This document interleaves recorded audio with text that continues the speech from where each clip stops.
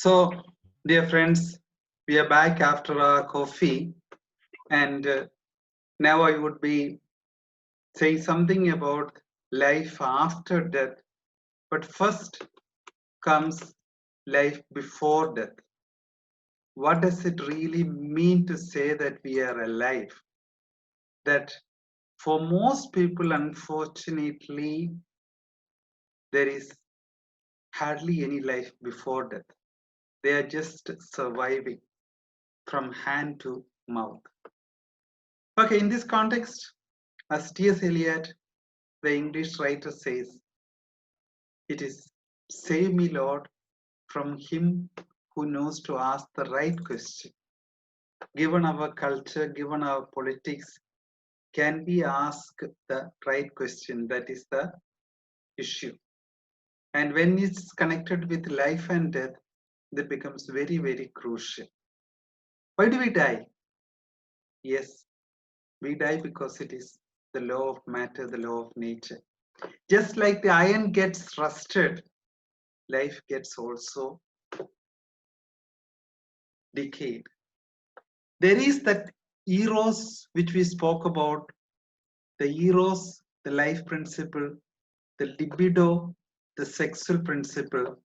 There is also something in us which is the thanatos, the death instinct. So, in that sense, we can say life before death and life after death. So, Camilo Torres, a Colombian priest revolutionary, said, "The human soul, life after death, is there. The human soul may be mortal, but hunger of the ordinary peasants, those in South America and in India, that is immortal." And Marxism and Christianity, in that sense, both tries to answer the question of hunger, life before death. Nikolai Berdyaev, a Russian philosopher, said, "Marxism bears witness to the unfinished task of Christianity. Christianity should have fed everyone. Christianity should have liberated the poor, the workers, the proletariat. Because it did not, Marxism emerged." There are some thinkers who say the three people who have influenced the world most are Moses, Jesus, and Marx. And all the three were Jews: Moses, Jesus, and Karl Marx. So, Marxism bears witness to an unfinished task of Christianity. The funeral customs in all cultures indicate why we give special honor to ourselves, to the departed ones. That's why it's so painful in this pandemic time. When some of our dear ones die, we cannot even go for the funeral. It's very, very painful. If you go to the funeral and pay special homage, at least the pain would have a closure. Now, without that funeral, it's very, very difficult for us to anyway say a proper goodbye. The problem with the pandemic. Alternative interpretations of life after death. You can think of it in a negative way, that there is no life after death. The Charvakas who speak about eat, drink, and be merry. Then you have those people who are socially committed, the men from La Mancha. If you remember, when the new president, Father Francis Gonsalves, took over, towards the end of his talk, he read out this whole thing: to dream the impossible dream, to fight the unbeatable foe. That is, dear brothers, the challenge before us. That we have lived, and the world would be a little better for this. That one man, me, scorned and covered with scars, still strove with his last ounce of courage to reach the unreachable star, to make this world a better place. The third kind of people are those who say they are not concerned, they are indifferent to the possibility of life after death.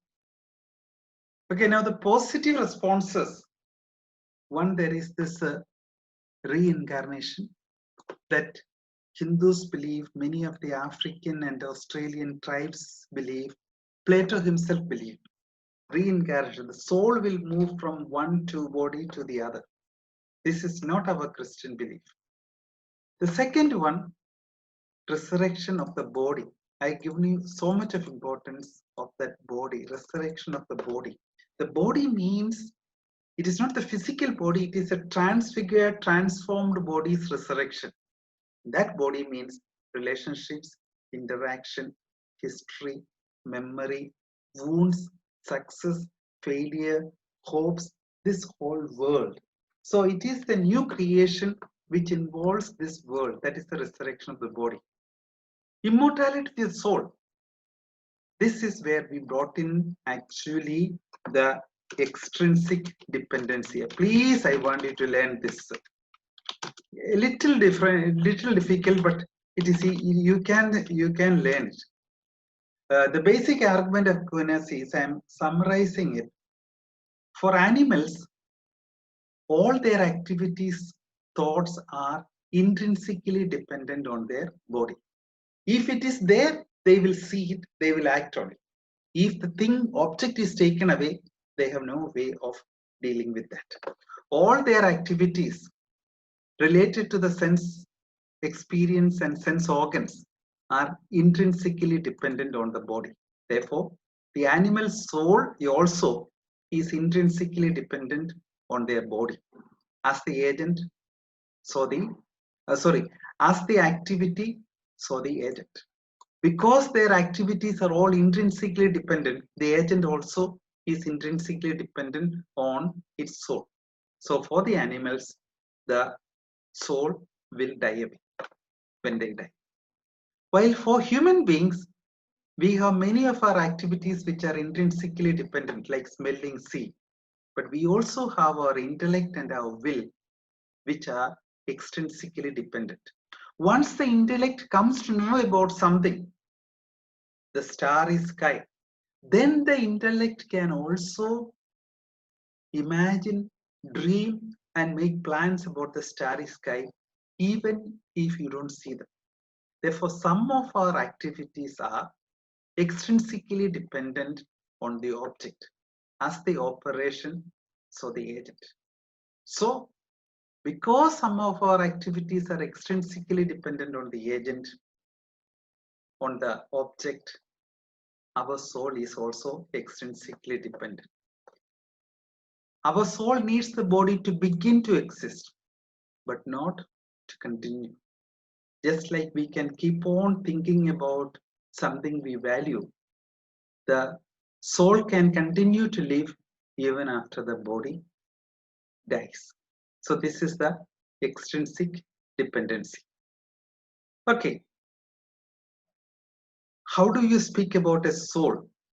That there is something unique to human beings.